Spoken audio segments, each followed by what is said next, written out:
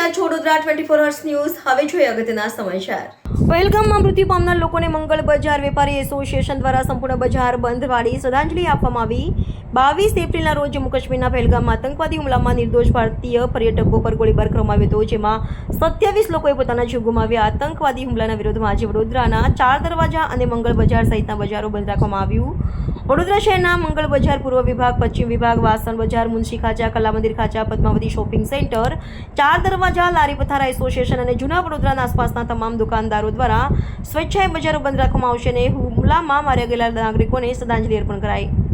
વેપારી અગ્રણી જય ઠાકોરે જણાવ્યું હતું કે જમ્મુ કાશ્મીરના પહેલગામમાં થયેલા હુમલાના વિરોધમાં વેપારીઓ જડબેસલાક બંધ પાડવામાં આવ્યું। આ બંધ પાડીને અમે કાશ્મીરમાં મૃત્યુ પામેલા લોકોને શ્રદ્ધાંજલિ આપીશું અને વડાપ્રધાન મોદી પાકિસ્તાન સાથે જંગનું એલાન કરે તો અમે તેમને સપોર્ટ કરીશું અને તેમની સાથે ખભેથી ખભો મિલાવીને ઊભા રહીશું। જેથી અમારી તમામ વેપારીઓને અપીલ કરાઈ હતી કે આજે પણ આપણે સ્વેચ્છાએ બંધ પાડવાનો છે।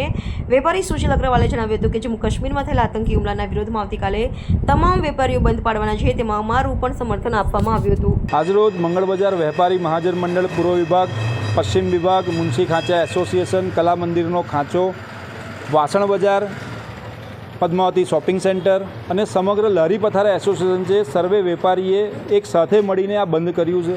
આ બંધનું મુખ્ય કારણ એ છે કે પહેલગામ ખાતે પાકિસ્તાન દ્વારા જે આતંકવાદી હુમલો કરવાની અંદર આવ્યો, એ આતંકવાદી હુમલાની અંદર આતંકવાદીઓએ આપણા ભારત દેશના નાગરિકો સનાતનીઓને એમનો ધર્મ પૂછીને એમને ગોળી મારી છે। એને આ તમામ વેપારીઓ સખત શબ્દોમાં વખોડે છે। એને લઈને આ બંધનું એલાન હતું અને સાથે સાથે કે જે આપણા જે ભારત દેશના નાગરિકો જે શહીદ થયા છે એમને શ્રદ્ધાંજલિ સ્વરૂપે આ તમામ વેપારીઓ આજરોજ બંધ પાડેલ છે।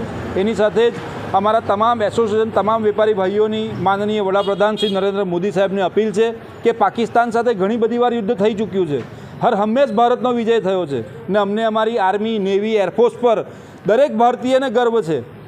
પણ સાથે સાથે આ વખતે આ આતંકવાદને વખોડીને એક સખત શબ્દમાં જવાબ આપવા માટે ફરીથી પાકિસ્તાનની સામે ભારતે યુદ્ધ ઘોષિત કરવું જોઈએ અને આ વખતે જ્યારે યુદ્ધ ઘોષિત થાય ત્યારે આપણી આર્મી, નેવી, એરફોર્સ ત્રણ પાંખોને ખુલ્લી છૂટ આપવાની અંદર આવે અને દુનિયાના નકશાની ઉપરથી આ પાકિસ્તાનની નામો નિશાન મિટાઈ દેવાની અંદર આવે એવી અમારા સર્વેની લાગણી છે, અમારી સર્વેની સરકારને અપીલ છે, જેથી કરીને આવું આતંકવાદી કૃત્ય બીજી વાર એ લોકો કરી ન શકે।